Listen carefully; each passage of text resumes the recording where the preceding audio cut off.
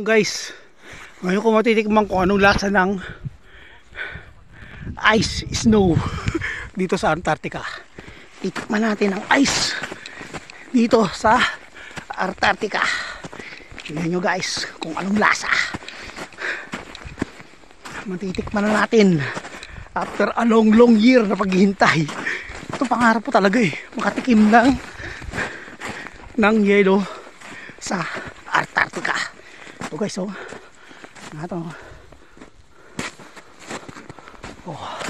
Ito na.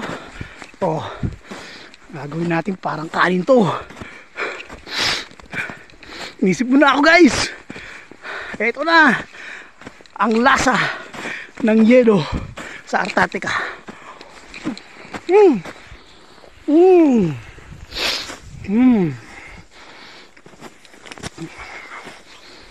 Delicioso.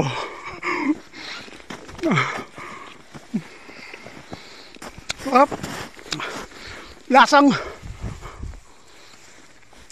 yelo.